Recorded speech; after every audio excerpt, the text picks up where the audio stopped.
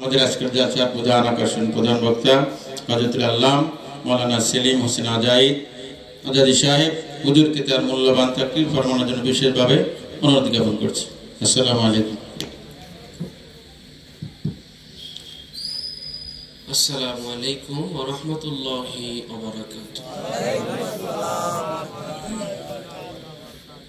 আপনারা কেমন আছেন?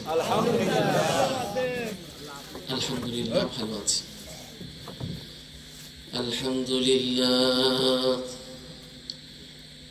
আলহামদুলিল্লাহ নাহমাদুহু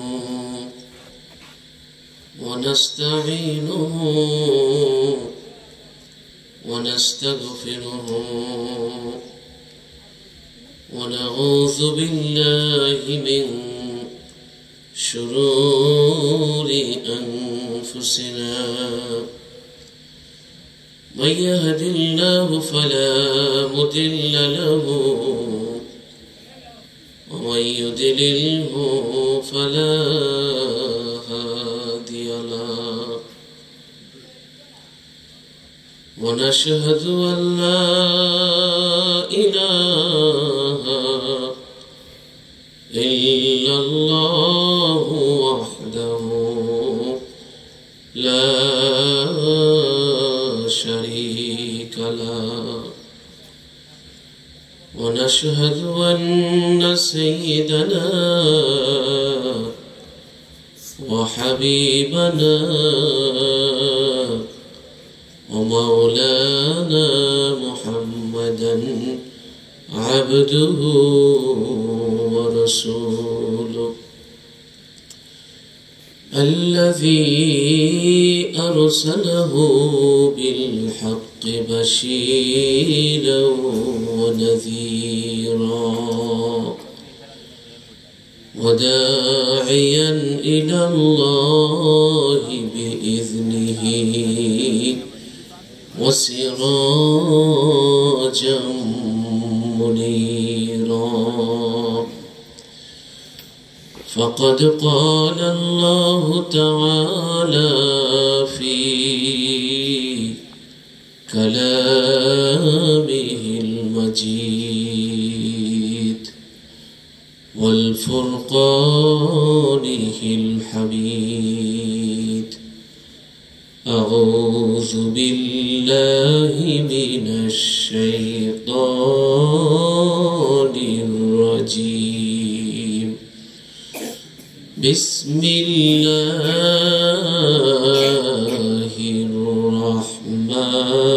الرحمن الرحيم منها خلقناكم وفيها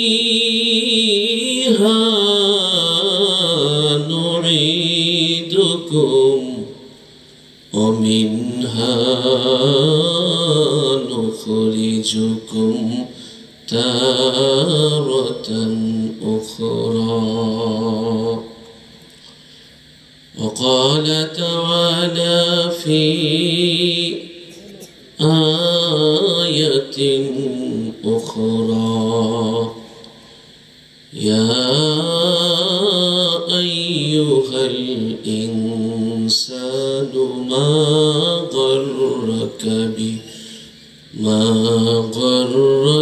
بربك الكريم إن الله وملائكته يصلون على النبي يا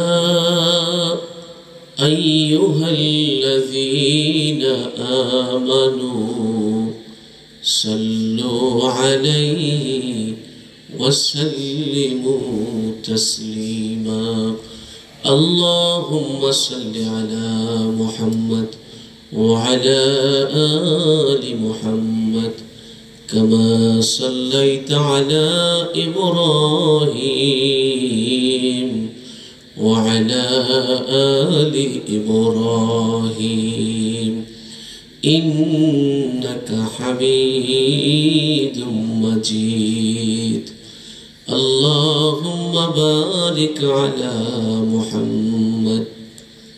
وعلى آل محمد كما باركت على إبراهيم وعلى آل إبراهيم إنك حميد مجيد لا إله إلا الله لا إله إلا الله لا إله إلا الله لا إله إلا الله لا إله إلا الله محمد رسول الله صلى الله عليه وسلم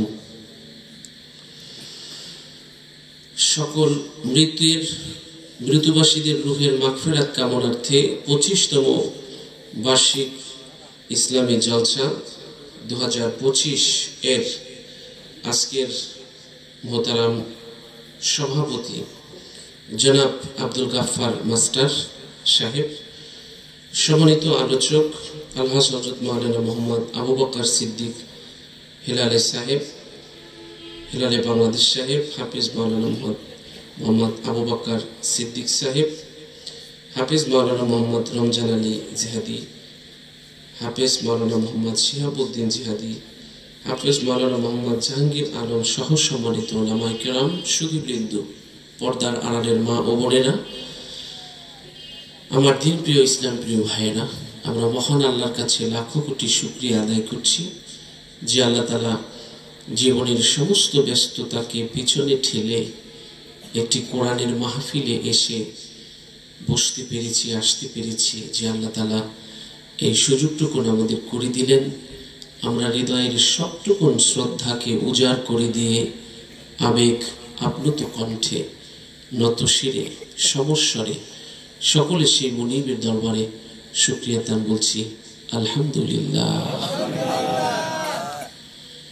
প্রিয় সুধী, এটি এখন আর সাধারণ কোনো জায়গা নেই, এটি এখন জান্নাতের বাগান হয়ে গেছে। এখানে আসতে পেরে কি খুশি হয়েছেন আপনারা? আমি মুসাফির, আমিও আপনাদের মাঝে আসতে পেরে খুশি হয়েছি। অল্প কয়েকদিন আগেই আমি আল্লাহর ঘর থেকে এসেছি, উমরার সফরে ছিলাম। অবশ্য কর্তৃপক্ষ কিছুদিন আমাকে মোবাইলে না পেয়ে খুব চিন্তিত হয়ে গিয়েছিল।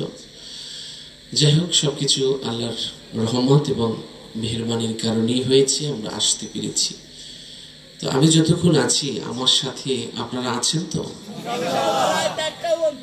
ইনশাআল্লাহ। আল্লাহ আমাদের সুস্থ রাখুন।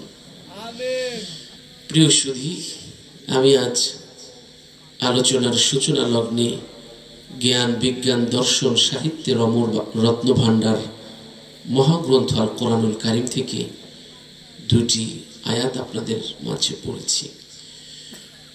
প্রথম যে আয়াতটি পড়েছি সেটি হলো সূরা তাহার 55 নং আয়াত। দ্বিতীয় যে আয়াতটি পড়েছি সেটি হলো সূরা ইনফিতারের 6 নং আয়াত। এই দুটো আয়াত নিয়ে কিছু কথা বলবো। মহাগ্রন্থ আল কোরআনুল কারীমের এই আয়াত দুটো নাজিল হয়েছে আজ থেকে প্রায় 1500 বছর আগে, আর সেদিন থেকে আজ পর্যন্ত তার বাহকদের দেয়া প্রতিশ্রুতি একদিনের জন্যও বরখেলাপ করেননি। আল্লাহ বলছেন,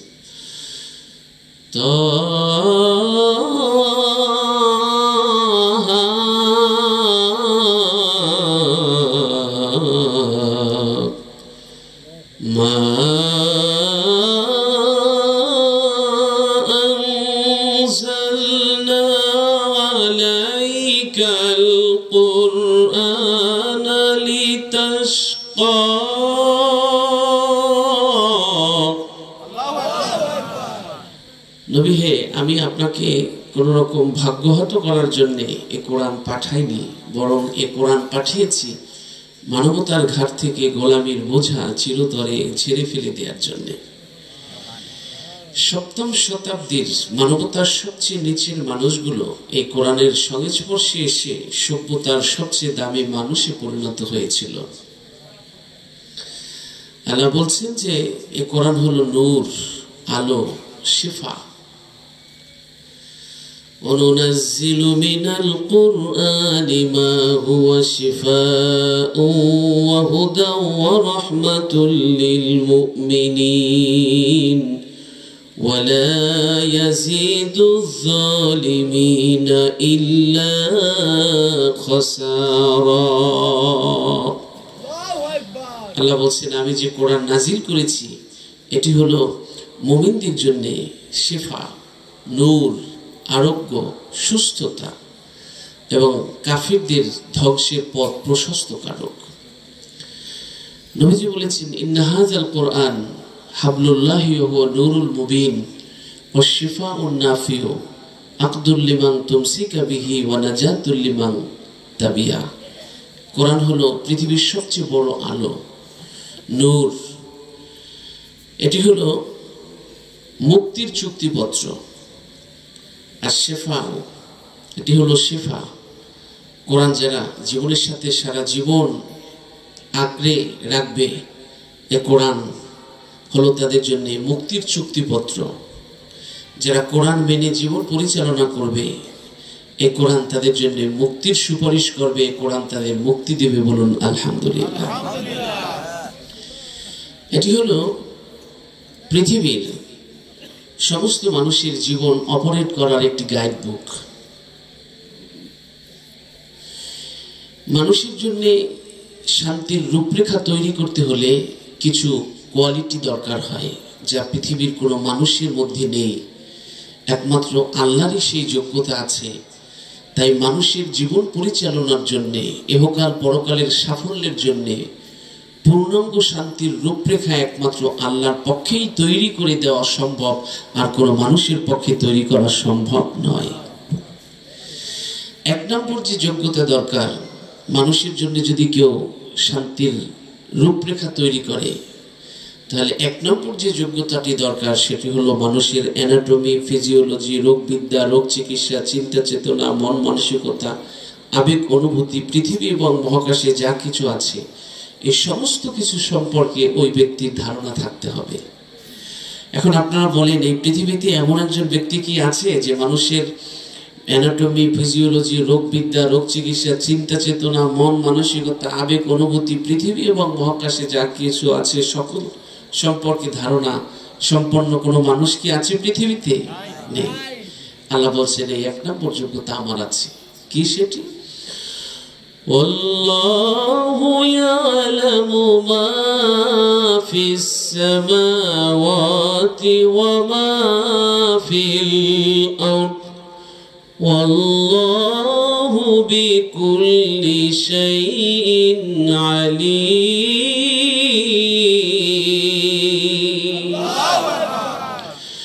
ভূপৃষ্ঠে যত কিছু আছে والله يعلم ما في السماوات والأرض, এই পৃথিবী এবং মহাকাশে যা কিছু আছে সমস্ত কিছু সম্পর্কে আল্লাহ জানেন, ধারণা আছে। সব কিছু আল্লাহ শক্তভাবে ধারণ করে রেখেছে। বলুন সুবহানাল্লাহ। দুই নম্বরে যে যোগ্যতা দরকার সেটি হলো এই পৃথিবী এবং মহাকাশ সম্পর্কে তিন কালের ধারণা তার থাকতে হবে। অতীতে কি ছিল, বর্তমানে কি আছে, ভবিষ্যতে কি হবে। এই গুণ সম্পন্ন কোনো মানুষ পৃথিবীতে নেই, কিন্তু আল্লাহ বলছেন এই দুই নম্বর যোগ্যতা আমার আছে। কি সেটি? ইয়ালামু মা বাইনা আইদিহিম ওয়া মা খালফাহুম, তোমাদের অতীতের খবর আমি জানি, বর্তমানের খবরও আমি জানি, আর ভবিষ্যতে কি হবে সেই খবরও আমি জানি। সুতরাং মানুষের জন্য শান্তির রূপরেখা তৈরি করতে যে যোগ্যতা লাগে সেই যোগ্যতা আমার আছে। আর আমার তৈরি শান্তির রূপরেখা দিয়েই সম্ভব ইহকাল আর পরকালের সাফল্য অর্জন করা। বলুন সুবহানাল্লাহ। 3 নম্বর যে যোগ্যতা লাগে সেটি হলো যিনি মানুষের জন্য শান্তির রূপরেখা তৈরি করবে অবশ্যই তাকে নিরপেক্ষ হতে হবে। এখন আপনারা বলেন, পৃথিবীতে কোনো মানুষ কি নিরপেক্ষ আছে? কোন নারী যদি আইন তৈরি করে পুরুষের জন্য সমানভাবে উপযোগী হয় না, পুরুষ যদি আইন তৈরি করে নারীর জন্য সমানভাবে উপযোগী হয় না, কোন ধনী যদি আইন তৈরি করে গরিবের জন্য সমানভাবে উপযোগী হয় না, কোন রাজবংশের সন্তান যদি আইন তৈরি করে রিকশাওয়ালার জন্য সমানভাবে উপযোগী হয় না, কোন তালুকদার বংশের লোক যদি আইন তৈরি করে সদাগর বংশের লোকের জন্য সমানভাবে উপযোগী হয় না, কোন কালো মানুষ যদি আইন তৈরি করে সাদা মানুষের জন্য সমানভাবে উপযোগী হয় না। অর্থাৎ রঙের, গোত্রের, বংশের কিছু না কিছু টান থাকবেই। কিন্তু আল্লাহ রাব্বুল আলামিন বলছেন সম্পূর্ণ নিরপেক্ষতা রক্ষা করা আমার পক্ষেই সম্ভব। লাম ইয়ালিদ ওয়া লাম ইউলাদ, আমি কারো কাছ থেকে জন্মগ্রহণ করি নাই, কাউকে জন্মদান করি নাই। আমি নারীও না, পুরুষও না, গরিবও না, সাদাও না, কালো না, গোত্রেরও না, বংশেরও না। আমি নিরপেক্ষ আর আমার পক্ষেই সম্ভব পূর্ণাঙ্গ শান্তির রূপরেখা তৈরি করে দেওয়া। বলুন সুবহানাল্লাহ।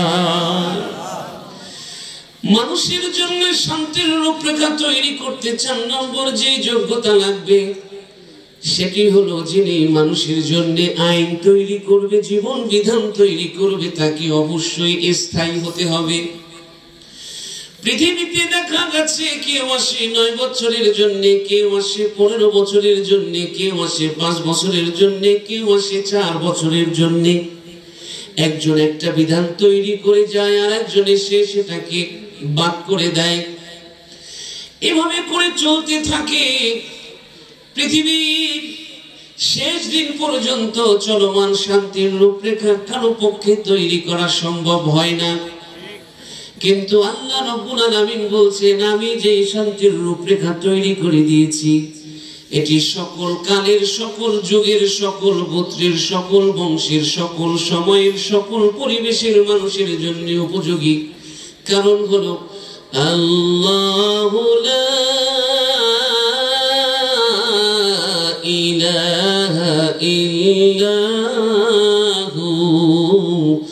আল হাইয়ুল কাইয়্যুম। আল্লাহু আকবার।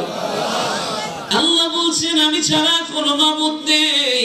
আমি ছিলাম, আমি আছি, আমি থাকবো, আমি তন্ময়, আমি অক্ষয়, আমি অব্যয়, আমি স্থায়ী আর আমার পক্ষেই সম্ভব পৃথিবীর মানুষের জন্য নিরপেক্ষ একটি শান্তির রূপরেখা তৈরি করে দেওয়া। বলুন সুবহানাল্লাহ। মানুষের জন্য পূর্ণাঙ্গ জীবন বিধান তৈরি করতে 5 নম্বর যে যোগ্যতা লাগে সেটি হলো তাকে যে যোগ্যতা লাগে সেটি হলো মানুষের রাতের দিনের গোপন প্রকাশ্য এমনকি মনের মধ্যে লুকিয়ে থাকা চিন্তা চেতনার রিপোর্ট ওই ব্যক্তির কাছে থাকতে হয়। কিন্তু পৃথিবীতে এমন একজন মানুষকে খুঁজে পাওয়া গেছে যে মানুষের রাতের দিনের গোপন প্রকাশ্য এমনকি মনের মধ্যে লুকিয়ে থাকা চিন্তা চেতনার রিপোর্ট কালেকশন করা যাবে এমন একজন মানুষ খুঁজে পাওয়া যায়নি। কিন্তু আল্লাহ বলছেন যে এই যোগ্যতা আমার আছে। ওয়া ইন্না আলাইকুম লাহাফিজিন কিরামান কাতিবিন ইয়ালামুনা মা তাফআলুন। আমি মানুষের রাতের দিনের গোপন প্রকাশ্য মনের মধ্যে লুকিয়ে থাকা চিন্তা চেতনার রিপোর্ট সংগ্রহের জন্য একজন মানুষের সাথে দুজন করে নিরীক্ষক ফেরেশতা নিযুক্ত করে রেখেছি, তাদের নাম হলো কিরামুন কাতিবিন। বলুন সুবহানাল্লাহ। এই শান্তির রূপরেখা যখন সপ্তম শতাব্দীর সেই মৃতপ্রায় একটা জাতি, ঘুরে ধরা একটা জাতি তাদের জীবনে আঁকড়ে ধরলো, তারা মানুষের মতো মানুষ হলো। সভ্যতার নিচের মানুষ থেকে মানবতার সবচেয়ে দামি মানুষ হলো। যে ওমর ছিল মানবতার সবচেয়ে নিচের মানুষ, এই কোরআনকে আঁকড়ে ধরার কারণে সভ্যতার এত বড় দামি মানুষ হলো। আল্লাহর নবী জীবনের শেষ প্রান্তে দাঁড়িয়ে বললেন, লা নবিয়্যা বা'দি ওয়ালা রাসূলা লাকানা ওমর। আমার পরে আর কোন নবী আসবে না, কোন রাসূল আসবে না। আমার পরে যদি কোন নবী আসতো, কোন রাসূল আসতো, তাহলে সেই নবী সেই রাসূল হতো স্বয়ং ওমর। বলুন সুবহানাল্লাহ। আবু বকর ছিল সেই জাহিলিয়াতের যুগের লোক। এই কোরআনের সংস্পর্শে মোহনায় এসে কোরআনের রং স্বাদ ঘ্রাণ দিয়ে যখন জীবনকে আলোকিত করলো, এত দামি মানুষ হলো। নবীজি বললেন, সারা পৃথিবীর সমস্ত মুমিনদের ঈমান যদি এক পাল্লায় দেয়া হয়, আর আবু বকরের ঈমান যদি আর এক পাল্লায় দেয়া হয়, সারা পৃথিবীর সমস্ত মুমিনদের ঈমানের চাইতে আবু বকরের ঈমানের পাল্লা ভারী ভারী হয়ে যাবে। নবীজি মক্কা থেকে মদিনায় হিজরতের সময় আবু বকরকে যেই নেকি দিয়েছিলেন, নবীজি বলেছেন, ওমরের সারা জীবনের নেকি যদি এক পাল্লায় দেয়া হয়, আর আবু বকরের জীবনের ওই সময়টুকুর নেকি যদি আর এক পাল্লায় দেয়া হয়, ওমরের সারা জীবনের নেকির চাইতে আবু বকরের জীবনের ওই সময়টুকুর নেকির পাল্লা ভারী ভারী হয়ে যাবে। মানবতার সবচেয়ে নিচের মানুষগুলো এই কোরআনের কাছে এসে চোখের অন্ধত্ব নয়, মনের অন্ধত্ব দূর করেছে। আর আজ আমরা কোরআন শুধু শোনার মধ্যে, পড়ার মধ্যে সীমাবদ্ধ রেখেছি। সওয়াব অর্জনের কিতাব, তেলাওয়াত করার কিতাব হিসেবে আমরা ঘরে রেখে দিয়েছি। আমাদের জীবনে কোরআনের ছোঁয়া লাগাতে পারি নাই, সেজন্য আমাদের জীবনে কাঙ্ক্ষিত সাফল্য পরিবর্তন আসছে না। আল্লাহ তাআলা কোরআনুল কারীম দিয়ে আমাদের বাকি জীবন পরিচালনার তৌফিক দান করুক। বলুন আমিন। যে আয়াত আমি তেলাওয়াত করেছি, এই কোরআন থেকেই তেলাওয়াত করেছি। যে কোরআন 1500 বছর পর্যন্ত মানুষ পড়ছে, এখনো মনে হয় যেন সারা পৃথিবীর সমস্ত স্বাদ মজা এই কোরআনের মধ্যে আল্লাহ ঢেলে দিয়েছেন। শৈশবে পড়েছে, কৈশোরে পড়েছে, যৌবনে পড়েছে, বার্ধক্যে পড়ছে, এখনো কোনোদিন এমন হয় না এই সূরা ফাতিহা শৈশবে ভালো লাগতো, কৈশোরে ভালো লাগে না, বার্ধক্যে ভালো লাগে না, এমন কি কখনো হয়েছে? হয় নাই।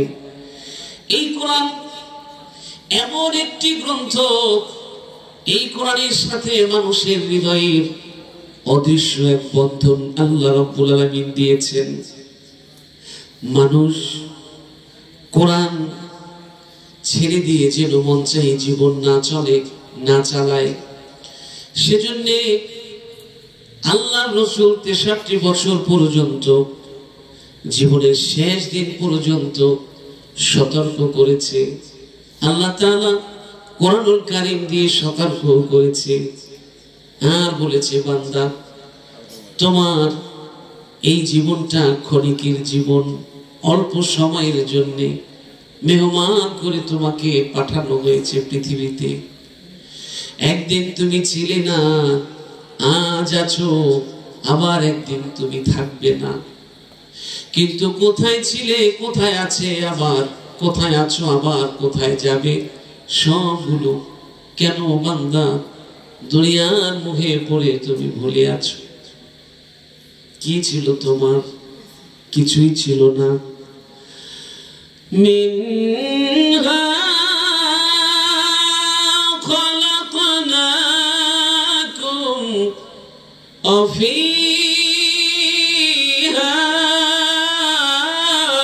নুঈদুকুম ওয়া মিনহা নুখরিজুকুম তারাতান উখরা। এটি হলো মূলত সূরা তাহার 55 নং আয়াত, যেটাকে আমরা কবরে মানুষকে যখন রেখে গায়ে মাটি ঢেলে দিয়ে যখন চলে আসি, তখন আমরা ইমাম সাহেব জোরে জোরে পড়ে আর তার সাথে সাথে আমরা পড়ি। আসলে এটি দোয়া নয়, এটি হলো সূরা তাহার 55 নং আয়াত। এখানে আল্লাহ বলেছে, বান্দা একদিন তুমি এই পৃথিবীতে ছিলে না, কেউ তোমাকে চিনত না। একটু মাটি দিয়ে তোমাকে বানিয়েছি। আবার হায়াত নামক ঘড়ির কাঁটা যখন সোজা হয়ে যাবে, জীবনের সন্ধ্যা যখন তোমার ঘনিয়ে আসবে, চিরচেনা সব মানুষগুলোর মায়ার বন্ধন ছিন্ন করে সব স্মৃতিগুলো মুছে দিয়ে বান্দা এই মাটির সাথে মিশে একাকার হয়ে যাবে।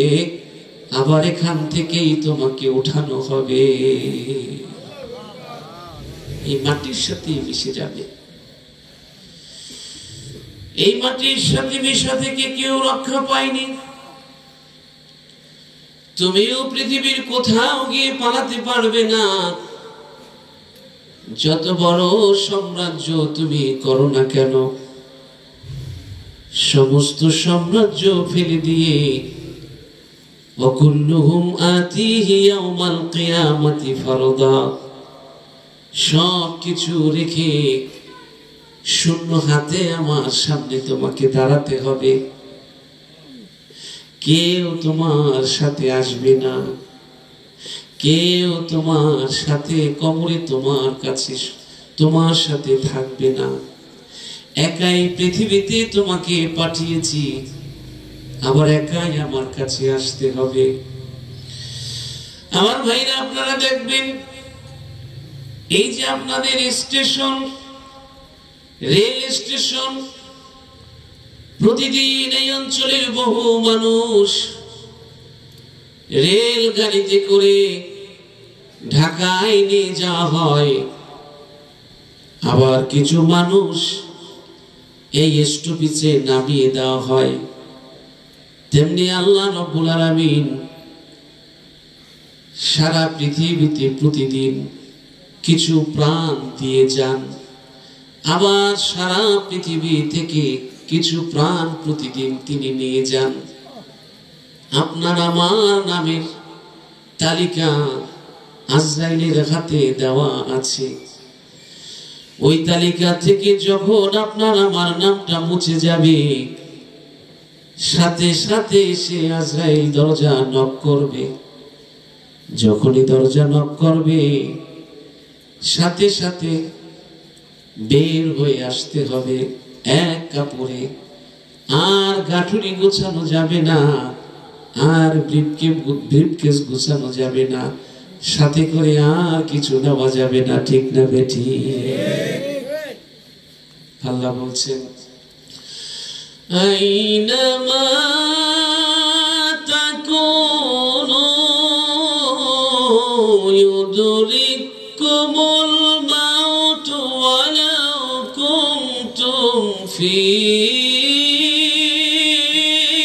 বুরুজিম মুশাইয়াদা। মৃত্যু থেকে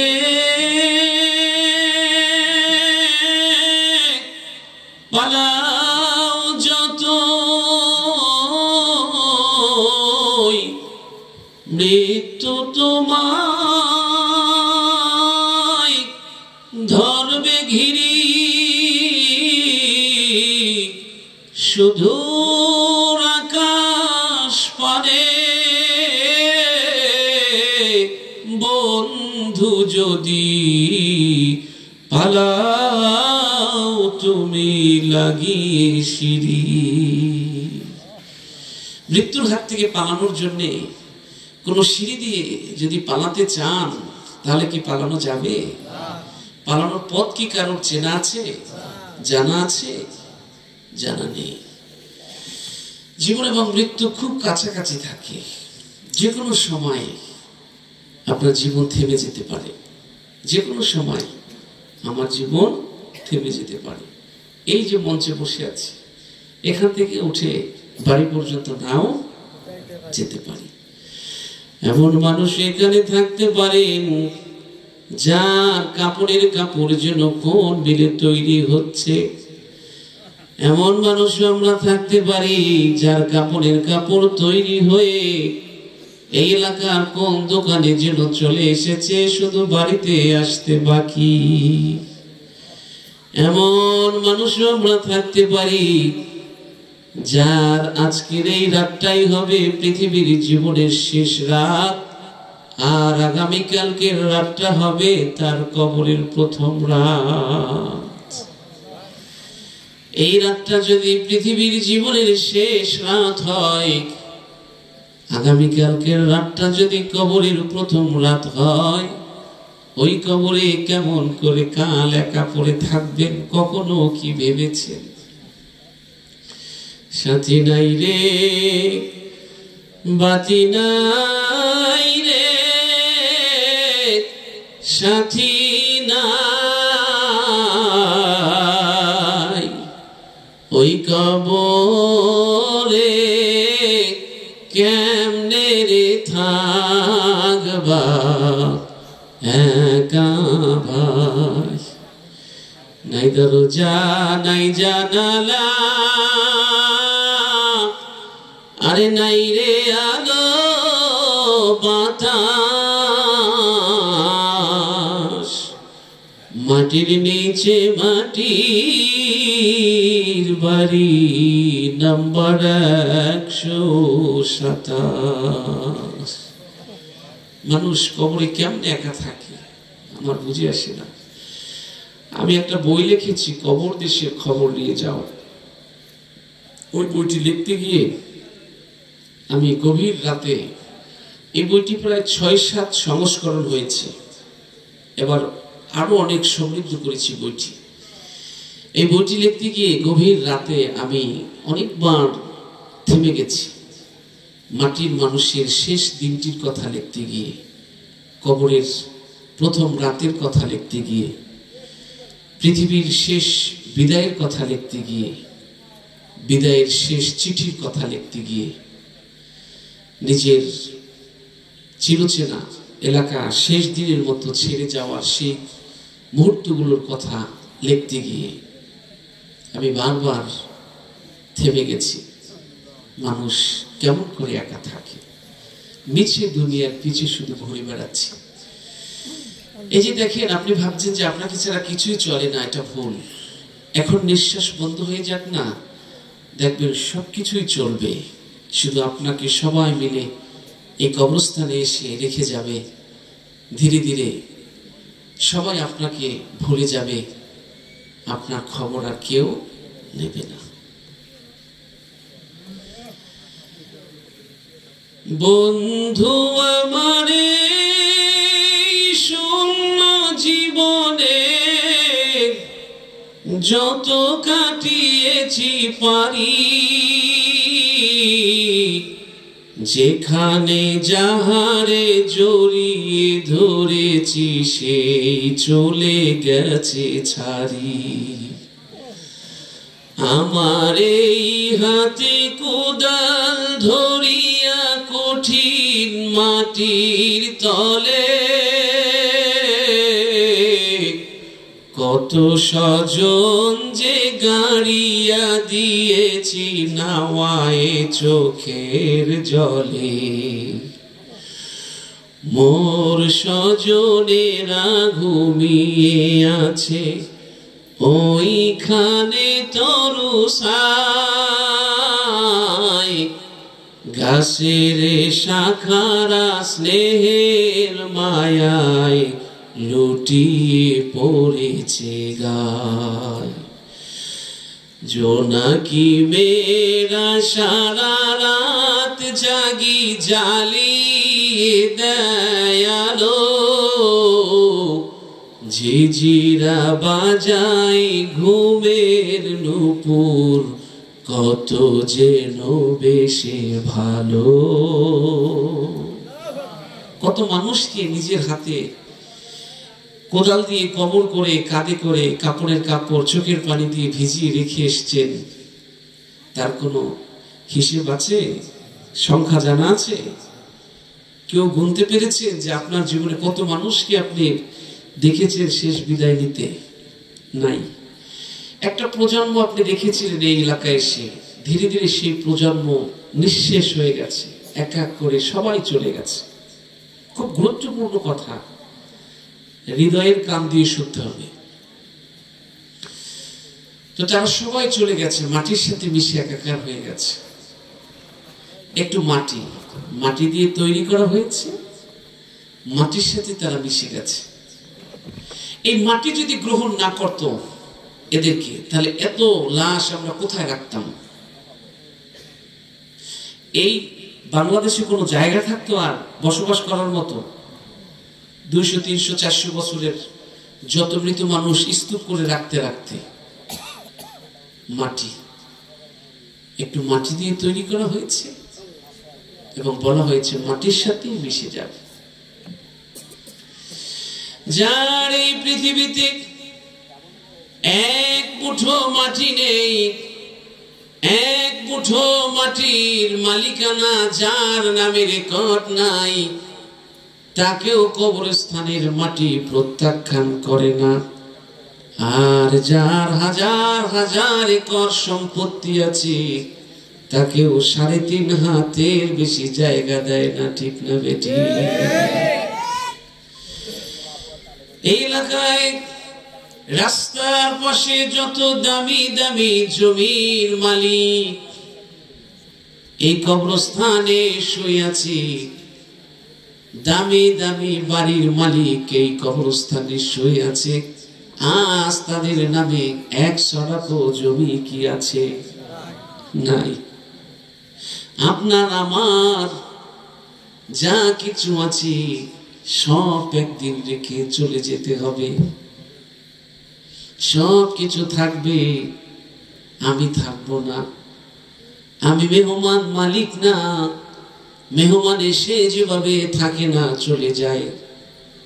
আপনি আমিও দুনিয়ার মালিক না, মেহমান। একদিন হঠাৎ করে দেখা যাবে সব আছে, আমার মৃত্যুর খবর এসে গেছে, ছড়িয়ে পড়েছে। जिनकी महलूम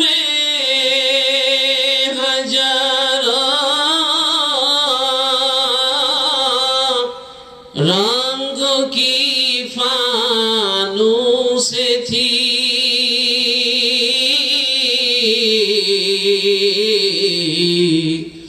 ज़ारों की कब्र पर है और निशाबाती नहीं। কত রাজা, কত বাদশাহ, কত শাহনশাহ, আমির উমারা এই পৃথিবীর বুকে ছিল, যাদের ধমকে পৃথিবী কাঁপত। একটা অঞ্চল থেমে যেত, আজ তাদের কবরের উপরে উঠে ছাগল গরু ঘাস খায়, ছাগল গরু দৌড়াদৌড়ি করে, ছাগল গরু তাড়ানোর শক্তিটুকু তাদের নাই। বনানীর কবরস্থানের পাশে যদি একটু দাঁড়ান, আজিমপুর কবরস্থানের কাছে যদি একটু যান, দেখবেন ওই কবরে নাম ফলক লেখা আছে। একদিন ঢাকার শহর যাদের কথায় অচল হয়ে যেত, একটা এলাকা যাদের কথায় থমকে দাঁড়াতো, আজকে তাদের কবরের উপরে ছাগল দৌড়াদৌড়ি করে, ঘাস খায়, কবর থেকে তাড়ানোর শক্তি তাদের নাই। আপনার আমারও নাম মুছে যাবে, এই কবরস্থানের মাটির সাথে মিশে যাব। এটাই হলো আপনার আমার শেষ বাড়ি। जाके देखो कब्रों में सूरतों की अजबहार, कैसे कैसे माहिरावर बदशाहों का चल बसे, कैसे कैसे खूबी सूरत रानिया शहजादिया, तन बतन शब गल गई है, शिकल सूरत क्या हुई। কবরের মাটি বলছে, ও মানুষ, এই কবরস্থানের কাছে একটু এসে দাঁড়াও। দাঁড়ালে দেখতে পাবে তোমার চাইতে বহু সুন্দর চেহারার মানুষ, তোমার চাইতে বহু জ্ঞানী গুণী মানুষ, তোমার চাইতে বহু পয়সাওয়ালা মানুষ, তোমার চেয়ে বহু বুদ্ধিমান মানুষ, রানিয়া শাহজাদিয়া বাদশাহ এই মাটির সাথে মিশে একাকার হয়ে গেছে। এমন ভাবে আজকে হাড্ডি মাংস তালাশ করেও তাদের পাওয়া যাবে না। যদি মনে হয় তুমি চিরদিন থাকবে, তাহলে কবরস্থানের কাছে গিয়ে একটু দাঁড়াও, তোমার জ্ঞানের চোখ খুলে যাবে। এই জন্য আমার ভাইয়েরা, ক্ষণিকের জন্য এখানে এসেছি। এত সুন্দর বাড়ি করেছি, গাড়ি করেছি, সব পড়ে থাকবে। মসজিদ থাকবে, ইমাম থাকবে না। মাদ্রাসা থাকবে, শিক্ষক থাকবে না। বাড়ি থাকবে, বাড়ির মালিক থাকবে না। জমি থাকবে, জমির মালিক থাকবে না। ये चमनियों ही रहोगी और हजारों बुलबुले अपनी अपनी बोलिया सब बोलकर उड़ जाएगा। একদিন দেখবো সব আছে, শুধু তুমি দুনিয়া দুনিয়া করতে করতে দুনিয়ায় তোমাকে একদিন বিদায় দেবে। দুনিয়ায় একদিন তোমাকে অবসরে পাঠাবে। মসজিদ সাজানো থাকবে, ইমাম থাকবে না। মাদ্রাসা থাকবে, মুদাররিস থাকবে না। বাড়ি থাকবে, বাড়ির মালিক থাকবে না। বাড়ি পড়ে থাকবে, বাড়ির মালিক থাকবে না। জমি পড়ে থাকবে, জমির মালিক পড়ে থাকবে না। এজন্য দুনিয়া বারবার বলতেছে, হো মানুষ, আমাকে আপন করে লাভ নাই। আমারে বহু মানুষ আপন করার জন্য আঁকড়ে ধরেছিল, কাউরে আমি রাখতে পারি নাই। তুমিও আমাকে এত বেশি ভালোবেসো না, আমিও তোমারে রাখতে পারবো না। তোমার দাদা, তোমার বাবা, তোমার আত্মীয় স্বজন, বহু মানুষ আমাকে ধরে বাঁচতে চেয়েছিল, কাউরে আমি চিরদিন ধরে রাখতে পারি নাই, ছেড়ে দিতে হয়েছে। জালে দুনিয়া সুয়ারু, জালে দুনিয়া চুয়ারু সারস্তে আস, در دروجে শোয়ে দিগার খাস্তে আজ। এই দুনিয়া ধরে চিরদিন বাঁচার থাকার চেষ্টা করিও না। এ দুনিয়া থাকার জায়গা না, এখানে কেউ বেশিদিন থাকে না। একটা সময় পরে নীরব নিস্তব্ধ কবরস্থানকে আবাদ করার জন্য ব্যস্ত হয়ে যায়। একটা সময় পরে চিরচেনা সন্তানের মুখ ছেড়ে, চিরচেনা মানুষগুলোর বন্ধন ছেড়ে কবরস্থান আবাদ করার জন্য পাগল হয়ে যায়। সুতরাং ওখানে গিয়ে যাকে তুমি দরকার, যে আল্লাহ তোমার ছিল, যিনি তোমার আছে, যিনি থাকবে, তারে আপন করে ধরো। আমারে আপন করো না, আমি চিরদিন আমার বুকে তোমাকে রাখতে পারবো না। এই দুনিয়া থাকার জায়গা না, जगह जी लगा ले के लिए,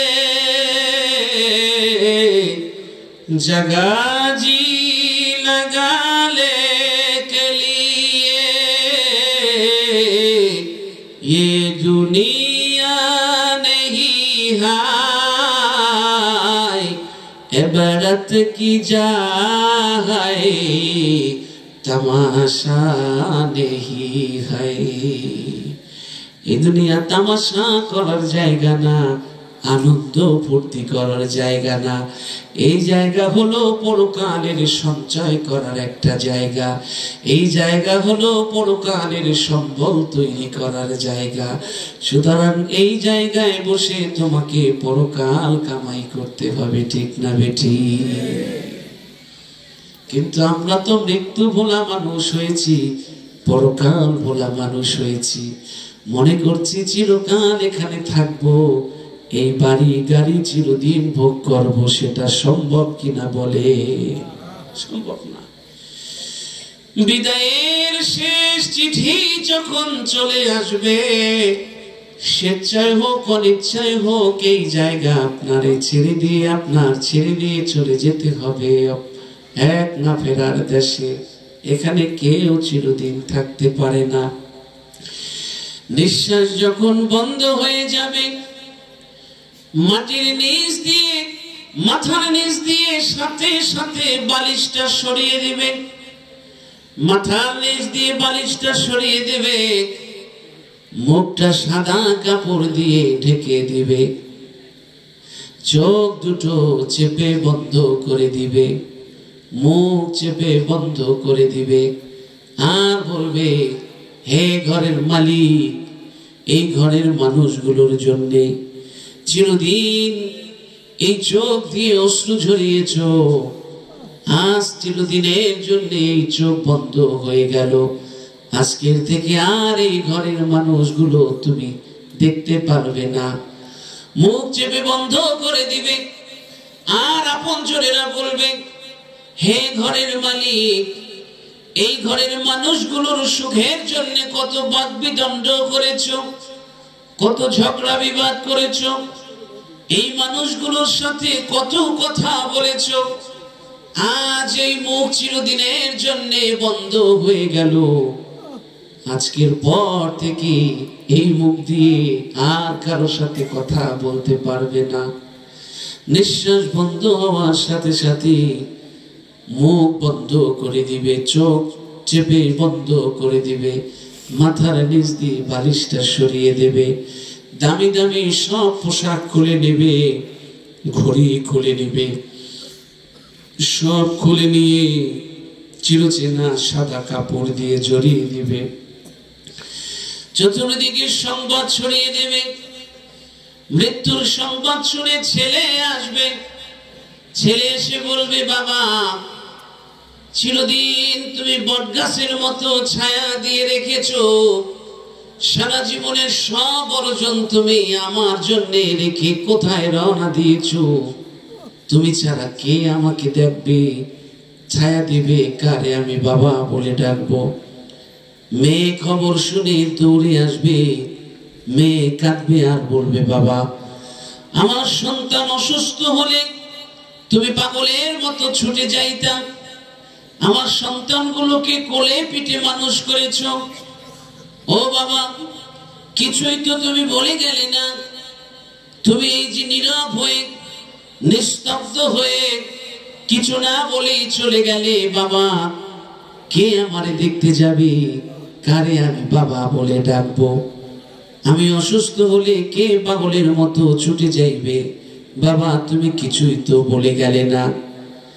স্ত্রী এসে চোখের পানি ছাড়বে, মুখের ভাষা চোখের পানি হয়ে ঝরবে, আর বলবে, স্বামী, যেদিন লাল শাড়ি পরে তোমার ঘরে এসেছিলাম, ওই দিন কথা ছিল সাদা শাড়ি পরে আমি যেন তোমার আগে যাই, কিন্তু তুমি যে আমার আগে চলে গেলে। স্বামী বলো, তুমি ছাড়া আমার এই জীবনের কি দাম আছে? তুমি ছাড়া এই জীবন, বাকি জীবন আমার জন্য বড় বোঝা, দুর্বিষহ জীবন। বলো স্বামী, আমি তোমাকে ছাড়া কেমন করে কাটাবো?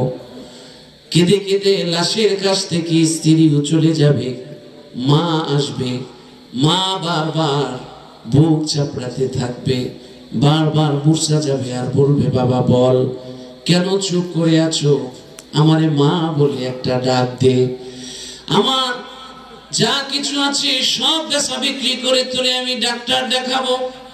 কোথায় ব্যথা, কি হয়েছে বল, কেন চুপ করে আছো? আমি মাকে কিছুই তো বলে গেলি না, একটু আমার সাথে কথা বল। মা কাঁদবে, কপালে চুমু খাবে, কাঁদতে কাঁদতে মা মূর্ছা যাবে। এক এক করে সবাই কান্নাকাটি করে চলে যাবে।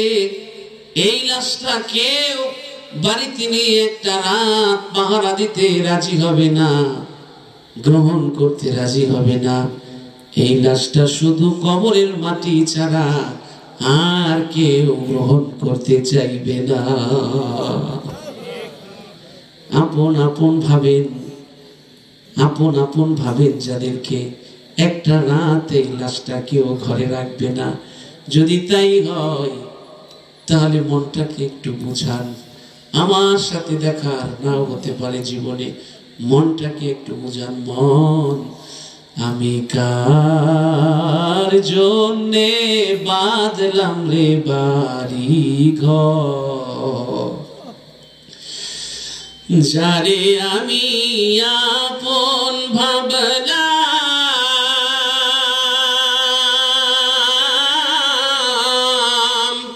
আরে সেই তো দেখি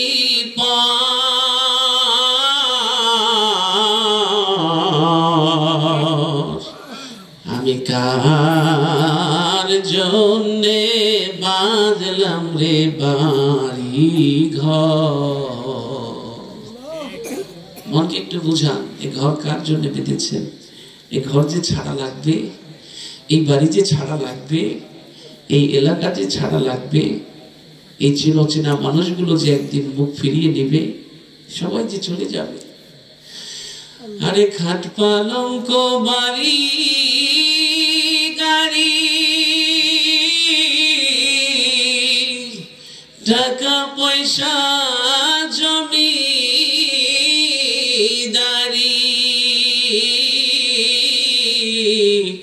কারে যাবে দিয়া রে মন, কবর দেশে যাইয়া। কারে দিয়ে যাবেন এগুলো? খাট পালঙ্ক জমিদারি সব তো পড়ে থাকবে, শূন্য হাতে একা যেতে হবে। আমার ভাইরা, আল্লাহর নবী বলেছেন, কোন মানুষ ইন্তেকাল করলে তিনটি জিনিস তার সাথে সাথে কবর পর্যন্ত যায়। একটি জিনিস থেকে যায় কবরে, তার সাথে আর দুইটি জিনিস চলে আসে। মৃত্যু হলে লাশের পিছনে পিছনে আত্মীয় স্বজন সবাই কবর পর্যন্ত যায়। মৃত্যুর পরে তার সারা জীবনের অর্জিত সহায় সম্পদ কবর পর্যন্ত যায়। মৃত্যুর পরে সারা জীবনের ন্যাক আমল তার সাথে কবর পর্যন্ত যায়। কবরে রেখে আত্মীয় স্বজন চলে আসে, কবরে রেখে তার সহায় সম্পদ চলে আসে। কবরে তার সাথে থেকে যায় শুধু তার ন্যাক আমল। বলুন সুবহানাল্লাহ। কবরে শুধু ন্যাক আমল থাকবে, আর কিচ্ছু থাকবে না। সুতরাং এই ন্যাক আমল করতে হবে। এজন্য আল্লাহ বলছেন, বান্দা, এই দুনিয়া তোমারে দেখালাম, এই দুনিয়ায় তোমারে আনলাম, কিচ্ছু ছিল না, একটু মাটি দিয়ে বানালাম। কথা দিয়েছিলে তুমি আমার আছো, আমার থাকবে চিরদিন। কিন্তু কই বান্দা, মৃত্যু ভোলা মানুষ হয়ে গেলা, আল্লাহ ভোলা মানুষ হয়ে গেলা, কেন এমনটি করলা? ইয়া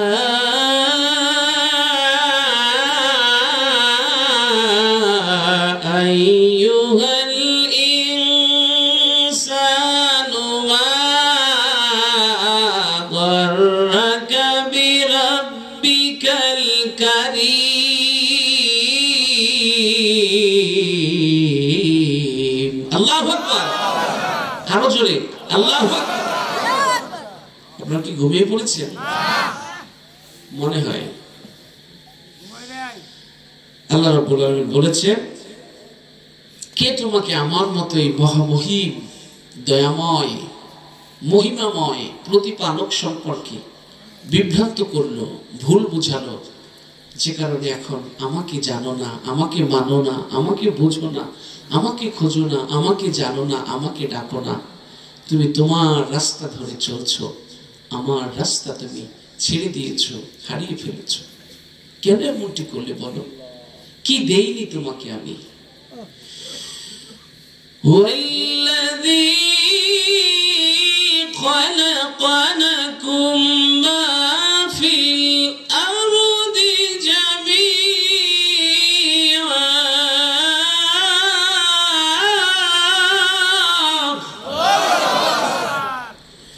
তুমি যেখানে আছো ডানে বামে যা কিছু দেখছো যা কিছু মাটির পৃথিবীতে পা রেখে তুমি পেয়েছো এগুলো এমনি এমনি হয় নাই এগুলো আমি তিল তিল করে তোমার জন্য সাজিয়ে তোমাকে দিয়ে দিয়েছি বলুন সুবহানাল্লাহ তোমারে বাঁচাতে হলে বাতাসে কতটুকু জলীয় বাষ্প লাগবে কতটুকু তাপমাত্রা লাগবে কি ধরনের মাটি লাগবে কি ধরনের আবহাওয়া লাগবে কি ধরনের ফসল লাগবে কি ধরনের ভাষা লাগবে কি ধরনের মানুষ লাগবে এটা আমি আল্লাহ অনেক বছর কোটি কোটি বছর বসে তৈরি করে তারপর তোমার বসবাসের উপযোগী করে তোমাকে এখানে পাঠিয়েছি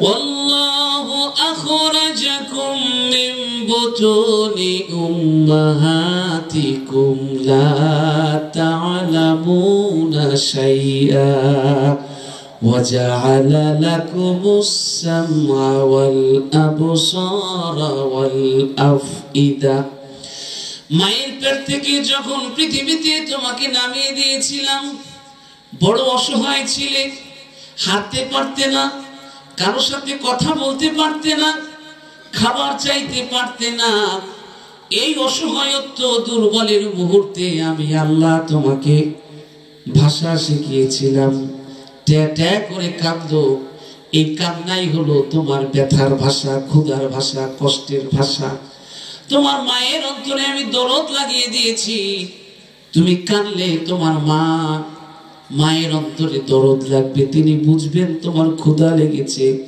কোনো সমস্যায় আছো কোনো অসুবিধা আছে তোমাকে কেয়ার করবে এটা আমি শিখিয়েছিলাম মায়ের পেট থেকে আসার পরে চিন্তা করার মতো একটা মস্তিষ্ক দিয়েছিলাম তোমাকে শ্রবণ শক্তি দিয়েছিলাম দৃষ্টি শক্তি দিয়েছিলাম আর তোমাকে আলাম নাজআল লাহু আইনাইন এই পৃথিবী দেখার জন্য নয়ন অবিরাম দুটো চোখ দিয়েছিলাম আমার শিল্পীর তুলি দিয়ে মনের মাধুরী দিয়ে তোমাকে সুরত দিয়েছিলাম আর এই চোখ দিয়ে তুমি পৃথিবীর সব কিছু দেখেছো কিন্তু যে অন্ধ সে বুঝে দুটো চোখের দাম কত তুমি তো বুঝলা না আমার ভাইরা আপনারা যদি কোনো অন্ধকে গিয়ে জিজ্ঞেস করেন অন্ধ বলো তো দুটো চোখের দাম কত অন্ধ বলবে ভাই চোখের দাম কত তা তো বলা যাবে না তবে আমি এটা বলতে পারি যে মা আমাকে ছোটবেলা থেকে লালন পালন করে বড় করেছে কোলে পিঠে টেনেছে আমার সব ভাই বোনেরা সচ্ছল আমি দুর্বল আমি বিকলাঙ্গ আমার মা বাবা জানতো তবুও কোনোদিন আমার মা বাবা অবহেলা করে নাই ফেলে দেয় নাই সবার চাইতে বেশি খেয়াল রেখেছে আমার দিকে আমার যে মা সারা জীবন আমাকে খেয়াল করে লালন পালন করে বুকে পিঠে করে মানুষ করেছে আমার মাকে আমার জীবনে একটা পলক আমি দেখতে পারি নাই আমার মা কেমন।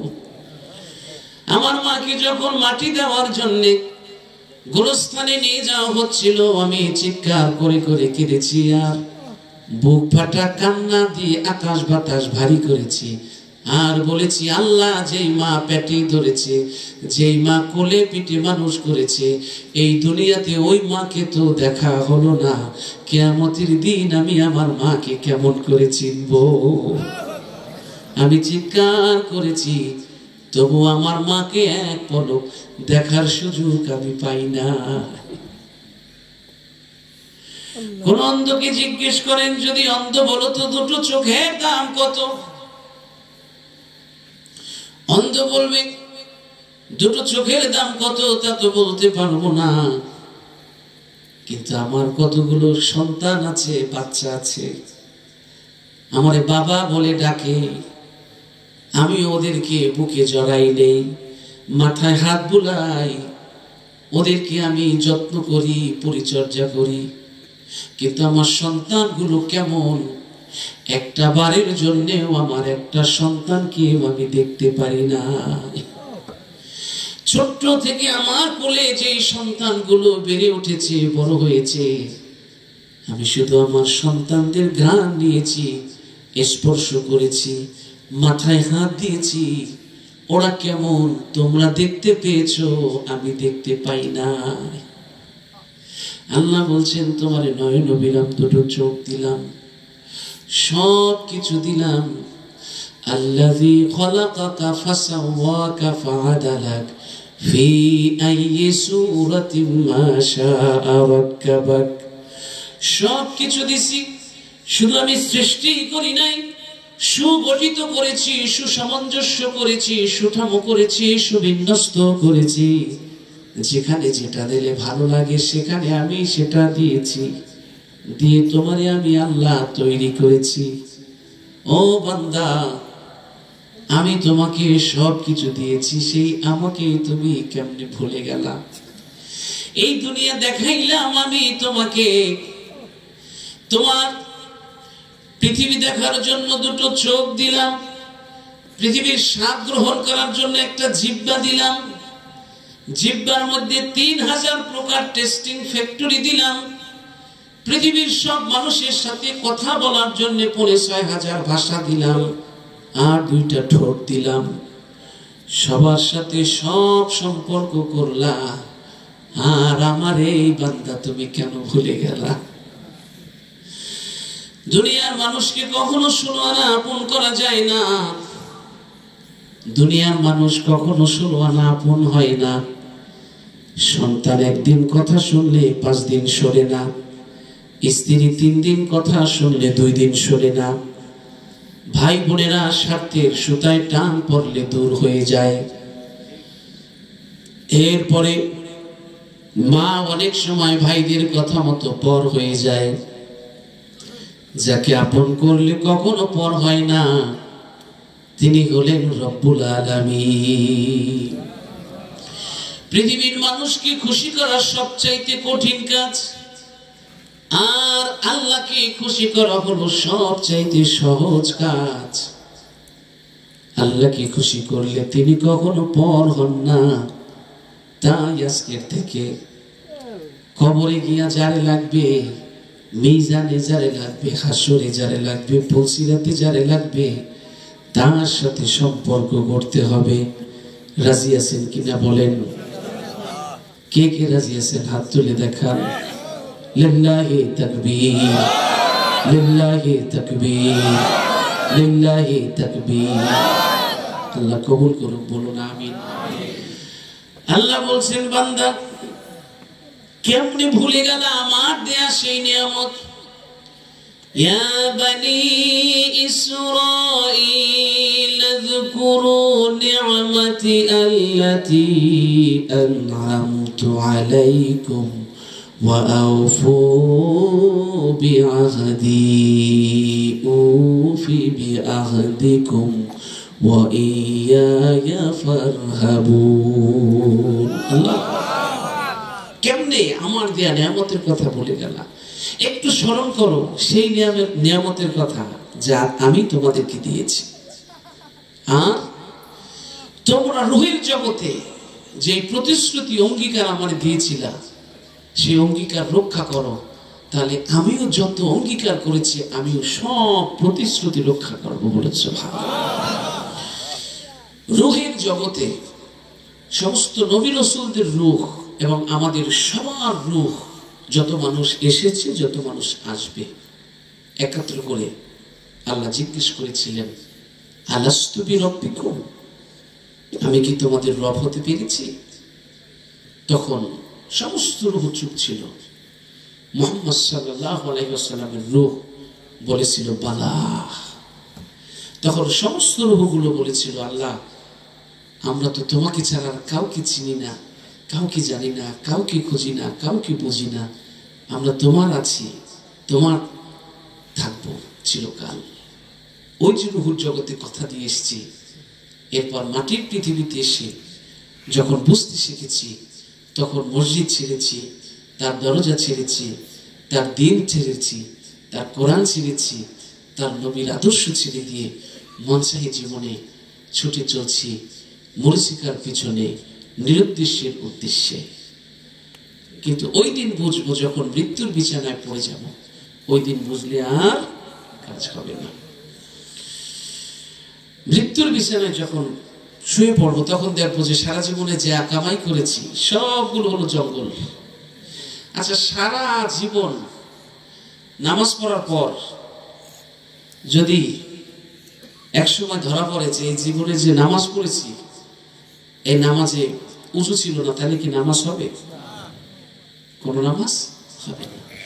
ঠিক মৃত্যুর বিছানায় এসে যদি সারা জীবনের আমলের দিকে তাকাই, তখন যদি দেখি যে জীবনের মালায় মনের হিলায় গেতেছি গো যত ফুল,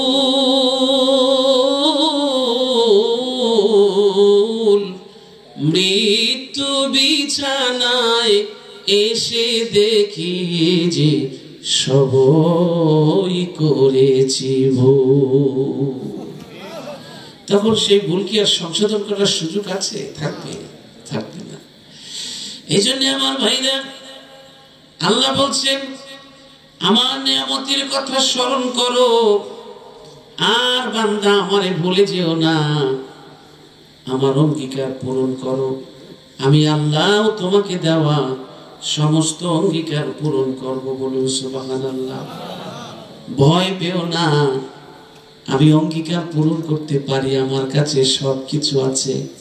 ওমাই ইয়াত্তাকিল্লাহা ইয়াজআল লাহু মাখরাজা, আমার তাকওয়া যদি অবলম্বন করতে পারো তাহলে আমি আল্লাহই তোমার জন্য যথেষ্ট হব। বলুন সুবহানাল্লাহ। আমি আল্লাহই হব তোমার জন্য যথেষ্ট। সুতরাং তুমি আমার দিকে ফিরে আসো, আমার কাছে চাও। কোন জিনিসটা তোমার নাই আমার কাছে চাও। আমার ভান্ডার কখনো শূন্য হয় না, আমার দরজা কখনো বন্ধ হয় না। সারা দুনিয়ার মানুষ আমার রিজিক দিয়া চলে, আমার রিজিক দিয়া চলা মানুষের কাছে গিয়া হাত পেত না, আমার কাছে হাত পাত। وقال ربكم ادعوني استجب لكم, আমারে ডাকো আমি তোমার ডাকে সাড়া দেব। আমার কাছে চাও, দোয়া করো, আমি তোমার দোয়া কবুল করব। বলুন সুবহানাল্লাহ। তার দরজা কি কখনো বন্ধ হয়? হাদিসে কুদসি নবীজি বলেছেন যে আল্লাহ বলেছেন, ইয়া ইবাদি লাউ আন্না আউওয়ালাকুম ওয়া আখিরাকুম ওয়া ইনসাকুম ওয়া জিন্নাকুম কামু ফি সাঈদ, হে জিন এবং ইনসান, পৃথিবীতে যারা এসেছো যারা আসবে সবাই মিলে যদি একটা মাঠের মধ্যে একত্র হও, একত্র হয়ে যদি সবাই সবার মনোবাসনার কথা আমার কাছে বলো, আর আমি যদি সবার মনের বাসনা পূর্ণ করে দেই, আমার সম্পদ থেকে ততটুকু, ভান্ডার থেকে ততটুকু সম্পদ কমবে না। একটা সুই সেখানে ফেলে দিয়ে সুইটা উঠালে সুইয়ের মাথায় যতটুকু পানি ওঠে, আমার ভান্ডার থেকে তার চাইতেও কম সম্পদ কমবে। বলুন সুবহানাল্লাহ। আমার কাছে চাও, কিন্তু আমরা তো চাইতে জানি না। আমার ভাইরা, সম্রাট শাহজাহানের সময় এক ভিখারি একটা শহরে ভিক্ষা করত। শহরের মানুষ বিরক্ত হয়ে বলল, তুমি একটা কাজ করো, সম্রাট শাহজাহানের কাছে চলে যাও, সে একদিন তোমাকে যা দিবে তা দিয়ে সারা জীবন তুমি চলে যেতে পারবে। এবার ভিখারি বলল, আমি তো তাই চাই। এবার সম্রাট শাহজাহানের দরবারে চলে গেল। সম্রাট শাহজাহানের দরবারে গিয়া পৌঁছতে পৌঁছতে রাত হয়ে গেল। সম্রাট শাহজাহানের দরবারের যে মসজিদ, সেই মসজিদের দরজায় অপেক্ষায় থাকলো। সম্রাট শাহজাহান মসজিদে প্রবেশ করলো, ফজরের নামাজ পড়লো। ফজরের নামাজ পড়ে জিকির আজকার তাসবিহ তাহলিল পড়লো। জিকির আজকার তাসবিহ তাহলিল পড়ে মুনাজাত করে অবশ্য শিশুর মতো যখন ঢুকরে ঢুকরে কাঁদতে লাগলো। মুনাজাত শেষ হওয়ার পর মুসাফির দৌড়াতে লাগলো। সম্রাট শাহজাহান বলল, মুসাফির, হয়তো আমার কাছে কিছু বলার জন্য এসেছিলে, কিছু না বলে চলে যাচ্ছ কেন? কিছু বলে যাও। মুসাফির বলল, সম্রাট, আমার জ্ঞানের চোখ খুলে গেছে।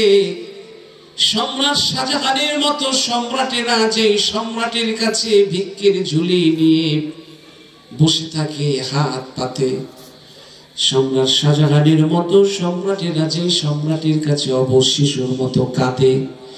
আমারও যদি কিছুর চাওয়ার প্রয়োজন হয়, কিছুর প্রয়োজন হয়, আজ থেকে দুনিয়ার কোনো সম্রাটের কাছে নয়, দুনিয়ার সমস্ত সম্রাটেরা যেই সম্রাটের কাছে চায়, আজকের থেকে কোনো কিছুর প্রয়োজন হলে ওই সম্রাটের কাছে আমি চাইব।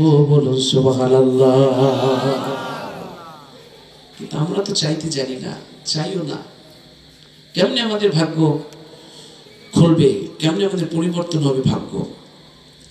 সুখের দিনে তো চাই না, দুঃখের দিনে হয়তো কখনো জায়নামাজ নিয়ে বসি, আবার দুঃখ চলে গেলে জায়নামাজ তুলে ফেলি। এই জন্য আমার ভাইরা, শুধু দুঃখের দিনেই নয়, সুখের দিনেও আল্লাহর প্রশংসা করতে হবে, আল্লাহর কাছে চাইতে হবে। কারণ যখন একজন মানুষ বিপদে পড়ে আল্লাহর কাছে মোনাজাত করে হাত তোলে, তখন যদি ফেরেশতারা ওর কণ্ঠ শুনতে পায়, চিনতে পারে, তাহলে সমস্ত ফেরেশতারা তার জন্য আল্লাহর কাছে সুপারিশ করে। দুঃখের দিনে যদি শুধু চায়, সুখের দিনে যদি না চায়, তাহলে তো তার কণ্ঠ চিনতে পারে না ফেরেশতারা, এজন্য সুপারিশও করতে পারে না। এজন্য সুখের দিনেও চাইতে হবে, দুঃখের দিনে চাইতে গেলে যেন কণ্ঠ চিনতে পায় ফেরেশতারা। আপনারা জানেন, ইউনূস আলাইহিস সালামকে যখন মাছ গভীর সমুদ্র তলদেশে নিয়ে গিয়েছিল, সপ্ত জমিনের তলদেশে নিয়ে গিয়েছিল, ৬০০০ বছরের দূরত্ব সমপরিমাণ গভীর তলদেশে নিয়ে গিয়েছিল। অন্ধকার মাছের পেটের জেলখানায় যখন বন্দী ছিল, সেখানে তিনি মাছের পেটে জায়নামাজ বিছালো। জায়নামাজ বিছিয়ে যখন আল্লাহরে ডেকে সাহায্য চাইলো আর বলল, লা ইলাহা ইল্লা আনতা সুবহানাকা ইন্নী কুনতু মিনাজ জালিমিন। যখন এই দোয়া পড়লেন, আকাশের সমস্ত ফেরেশতারা আল্লাহর কাছে বলল, আল্লাহ, এই কণ্ঠ তো আমরা সবাই চিনি, কণ্ঠ তো আমাদের পরিচিত কণ্ঠ, কিন্তু কোনখান থেকে আওয়াজ আসে তা তো আমরা বুঝতে পারছি না।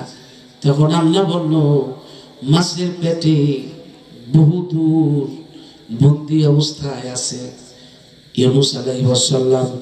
তখন সমস্ত ফেরেশতারা একযোগে আল্লাহর কাছে সুপারিশ করে বলল, আল্লাহ, আমরা তার কণ্ঠ চিনি সবাই। তোমার কাছে মিনতি ফরিয়াদ অনুরোধ, তাকে যেখানে আসে সেখান থেকে উদ্ধার করো, তার দোয়া কবুল করো। বলুন সুবহানাল্লাহ। এজন্য দুঃখের দিনেই নয়, শুধু সুখের দিনেই চাইতে হবে। কারণ সুখের দিনে তিনি অনুগ্রহের দরজা খুলে রেখেছে, চাইলে তিনি বন্ধ করে দিতে পারেন, কিন্তু তিনি দেন না। তিনি বলছেন, মা ইয়াফতাহিল্লাহু লিন-নাসি মির রাহমাতিন ফালা মুমসিকা লাহা ওয়া মা ইউমসিক ফালা মুরসিলা লাহু মিন বাদি ওয়া হুয়াল আজিজুল হাকীম। আমি যদি তোমার জন্য অনুগ্রহের দরজা, আসমান জমিনের রহমত আর বরকতের অনুগ্রহের দরজা বন্ধ করে দেই, সারা পৃথিবীর সমস্ত মানুষ মিলে একাত্র হয়েও আর সেই দরজা খুলতে পারবা না। আর আমি যদি খুলে দেই, তাহলে সারা পৃথিবীর সমস্ত মানুষ মিলেও সেই দরজা বন্ধ করে দিতে পারবে না। এই জন্যে ওয়াস্ত জীবনে বহু শুনেছেন, আজকের একটা ওয়াজ অন্তত বাড়িতে নিয়ে যান। কেউ যদি আপনার ক্ষতি করতে চায়, সারা দুনিয়ার সমস্ত মানুষ একাত্র হয়ে যদি আপনার ক্ষতি করতে চায়, তাহলে ততটুকু করতে পারবে যতটুকু আপনার ভাগ্যের কলমে আল্লাহ রেখেছে, তার চাইতে বেশি করতে পারবে না। সারা পৃথিবীর সমস্ত মানুষ যদি আপনার উপকার করতে চায়, তাহলে ততটুকুই উপকার করতে পারবে যতটুকু আপনার কিসমতে আল্লাহ লিখে রেখেছেন, তার চাইতে বেশি উপকার করতে পারবে না। এজন্য সবকিছু তার হাতে। বলছেন যে উপকার অপকার সব আমার হাতে। কুলিল্লাহুম্মা মালিকাল মুলকি তুতিল মুলকা মান তাশাউ ওয়া তানজিউল মুলকা মিম্মান তাশাউ ওয়া তুইজ্জু মান তাশাউ ওয়া তুযিল্লু মান তাশাউ বিয়াদিকাল খায়র। ভূমণ্ডল এবং নবমণ্ডলের সার্বভৌমত্বের একমাত্র মালিক হলাম আমি আল্লাহ। সবগুলোর মালিক আমি। আমি কাউরে রাজত্ব দেই, ক্ষমতা দেই, কারো কাছ থেকে রাজত্ব ছিনিয়ে নেই, কেড়ে নেই। আমি কাউকে সম্মান দেই, কারো কাছ থেকে সম্মান ছিনিয়ে নেই। আমি সবকিছু আমার হাতে, সমস্ত কল্যাণ আমার হাতে। সুতরাং তুমি যদি কল্যাণ চাও, তাহলে সব রাস্তা ছেড়ে আমার রাস্তায় আসো। কল্যাণ যদি পেতে চাও, সমস্ত কল্যাণের চাবিকাঠি আমার হাতে। বলুন সুবহানাল্লাহ। সমস্ত কল্যাণ যার হাতে, তিনি বলছেন, কল্যাণ চাওয়ার সাথে সাথে আমি শুনতে পাই, তোমরা ভেবো না যে অনেক দূরে আমি থাকি, তোমাদের কথা আমার কানে যায় না, এমনটা কিন্তু নয়। সাহাবীরা এসে নবীজির কাছে বললেন, নবীজি, আল্লাহ কি খুব কাছে না অনেক দূরে? আল্লাহ যদি কাছে থাকেন তাহলে আস্তে আস্তে তারে ডাকবো, আর যদি আল্লাহ দূরে থাকেন তাহলে জোরে জোরে চিৎকার করে তারে ডাকবো। নবীজি একটু থমকে গেল, বললেন, দেখি, চিন্তা করি। আল্লাহ সাথে সাথে কোরআনের ওহী পাঠিয়ে নবীজিকে জানিয়ে দিলেন, বলে দিলেন, وَإِذَا سَأَلَكَ عِبَادِي عَنِّي فَإِنِّي قَرِيبٌ أُجِيبُ دَعْوَةَ الدَّاعِ إِذَا دَعَانِ فَلْيَسْتَجِيبُوا لِي وَلْيُؤْمِنُوا بِي لَعَلَّهُمْ يَرْشُدُونَ। আল্লাহ আল্লাহ বলছেন, নবীজি, আমার সম্পর্কে আপনার কাছে যারা জিজ্ঞেস করে, প্রশ্ন করে, তাদেরকে বলে দিন, আমি আল্লাহ তাদের খুব কাছে থাকি। তারা যখন ডাকে সাথে সাথে আমি ডাক শুনতে পাই, তাদের ডাকে আমি সাড়া দেই। আপনি বলে দিন তারাও যেন আমার ডাকে সাড়া দেয়, আমার প্রতি ঈমান আনে, হয়তো সত্য সরল পথ খুঁজে পাবে। বলুন সুবহানাল্লাহ। ওয়ানাহনু আকরাবু ইলাইহি মিন হাবলিল ওয়ারিদ, আমি তার শাখ রগের চাইতেও নিকটে থাকি। সুবহানাল্লাহ। আল্লাহ বলছেন শুধু শাখ রগের নিকটেই থাকি না, ওহুয়া মাকুম আইনামা কুনতুম ওয়াল্লাহু বিমা তা'মালুনা বাসীর। যেখানেই থাকো না কেন বান্দা তুমি, সেখানে পৃথিবীর কেউ না থাকুক, আমি তোমার সাথে থাকি। যাই করো না কেন বান্দা, কেউ সেটা না দেখুক, আমি আল্লাহর চোখ বন্ধ করা যায় না, আমি আল্লাহ দেখি। বলুন সুবহানাল্লাহ। এজন্য আমার ভাইরা, আল্লাহ রাব্বুল আলামিন বলেছেন ওয়ালাকাদ আরসালনা ইলা উমামিন মিন ক্বাবলিকা ফাআখাযনাহুম বিল বাসাই ওয়াদ দাররাই লাআল্লাহুম ইয়াতাদাররাউন। আমি তোমার কাছে আছি ও বান্দা, তুমি অনেক ভুল করেছো, অন্যায় করেছো, অপরাধ করেছো, আবার আমার কাছে ফিরে আসো, আমি অতীত জীবনের গুনাহ মাফ করে দিব অনুনয় বিনয় করলে। বলুন সুবহানাল্লাহ। আল্লাহ বলছেন নবীজি ওয়ালাকাদ আরসালনা ইলা উমামিন, নবী হে আপনার আগে বহু নবী রাসূল আমি পৃথিবীতে পাঠিয়েছি এবং তাদেরকে দুঃখ কষ্ট অভাব দিয়ে, ফসলের স্বল্পতা দিয়ে, দান্যতা দিয়ে পরীক্ষায় ফেলেছি যেন তারা অনুনয় বিনয় করে। এই অনুনয় বিনয় করলে আমি আল্লাহ তাদেরকে মাফ করে দেই। বলুন সুবহানাল্লাহ। এজন্য আমরা জীবনে অনেক গুনাহ করেছি, ভুল করেছি, অন্যায় করেছি। এই পৃথিবী চিরদিন থাকার জায়গা নয়। আল্লাহ বলছেন তোমাকে ক্ষণিকের মেহমান হিসেবে এখানে এনেছি, সবাই যাচ্ছে তুমিও যাবে। সুতরাং কথা ছিল যাওয়ার আগে তোমার আমলের পাল্লা ভারী করবে। তুমি তো করছো না, কেন করছো না? কেন আমার রাস্তা ছেড়ে দিয়েছো? আবার আমার রাস্তায় ফিরে আসো, তোমার অতীত জীবনের সমস্ত ভুল ত্রুটি ক্ষমা করে দেব। বলুন সুবহানাল্লাহ। এই জন্য আজকে আমরা খালেস তওবা করে আর গুনার মধ্যে জড়াবো না, সেই ওয়াদা আমরা কি করতে পারবো? ইনশাআল্লাহ। নেকির পথ ধরে, ন্যায়ের পথ ধরে বাকি জীবনটা আমরা চালাবো। আল্লাহ তৌফিক দান করুন। বলুন আমিন। আর 10-15 মিনিট কথা বলবো আরেকটা বিষয় নিয়ে, সেটি হলো অনেক যুবক এবং তরুণ ভাইরা এসছেন এখানে। অনেকের মা বাবা শুয়ে আছে, অনেকে আছেন 20 বছর আগে মাকে কাপড়ের কাপড় চোখের পানি দিয়ে ভিজিয়ে কবরে রেখে এসেছেন। এখন তাদের কাপড়ের কাপড়ও শুকিয়ে গেছে, আপনারাও তাদের ভুলে গেছেন। অনেকে আছেন 10 বছর আগে মাকে কাঁধে করে নিয়ে পরম মমতায় বুকে জড়িয়ে চোখের পানি দিয়ে কাপড়ের কাপড় ধুয়ে কবরে রেখে গেছেন। আর কত মানুষের খবর এসেছে, মায়ের খবর নেই, বাবার খবর নেই। আবার অনেকের মা বাবা বেঁচে আছে, আবার অনেকের মা বাবা নেই। এই মা বাবাকে নিয়ে আমি কয়েক মিনিট 10-15 মিনিট কথা বলি। আমি জাবরিকার দিকে যাব, মোনাজাতের দিকে যাব। কষ্ট হচ্ছে না তো আপনাদের? মা অনেকের আছেন মা বেঁচে আছেন, অনেকের আছেন মা বাবা বেঁচে নেই। জি,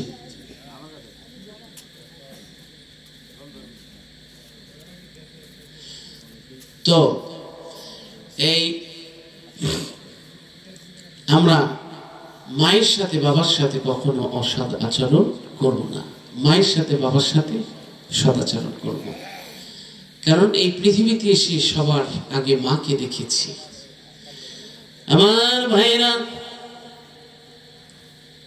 10 মাস 10 দিন যে মায়ের পেটে থেকেছি, 10 মাস 10 দিনের এক একটা দিন মায়ের কাছে মনে হয়েছে এক একটা বছরের মতন।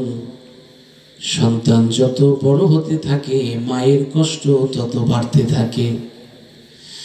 পৃথিবীতে আসার পর মা ক্ষুধার্ত থেকে আমাদেরকে মুখে খাবার তুলে দিয়েছে, অসুস্থ হলে সমস্ত পয়সা ডাক্তারের হাতে তুলে দিয়েছে। জনম দুঃখিনী মা, মায়ের কোল, মায়ের বাহু সব সময় আমরা বাহন হিসেবে ব্যবহার করেছি। মায়ের কোলটাকে সবচাইতে নিরাপদ মনে করেছি। মা দুঃখের দিনে প্রদীপ হয়ে মাথার কাছে জ্বলেছে। এই মাকে কখনো কেউ আমরা অবহেলা করব না। যার মা বাবা বেঁচে আছে, এক ফোঁটা চোখের পানি দিয়ে যদি মা বাবার পায়ের পাতা ভিজিয়ে রাখতে পারেন, মা বাবা ইন্তেকালের পরে যদি এক ফোঁটা চোখের পানি দিয়ে মা বাবার কবরটা ভিজিয়ে রাখতে পারেন, তাহলে কিয়ামত পর্যন্ত আল্লাহ রাব্বুল আলামিন আপনার কলিজাটা ভিজিয়ে ঠান্ডা করে রাখবে। আর মা বাবাকে যদি কষ্ট দেন, মা বাবাকে কষ্ট দিলে, কষ্ট দিয়ে যদি আপনি প্রাসাদও তৈরি করেন, সেই প্রাসাদের সুখ শান্তি পুরে কয়লা হয়ে যাবে, সেই সুখ শান্তি থাকবে না। মা সন্তানের জন্য যত কষ্ট করে, পৃথিবীর কেউ এত বেশি কষ্ট করে না। মা সন্তান প্রসবের সময় 57+ ইউনিট ব্যথা সহ্য করে। পৃথিবীর মানুষ 45 ইউনিটের বেশি ব্যথা সহ্য করতে পারে না।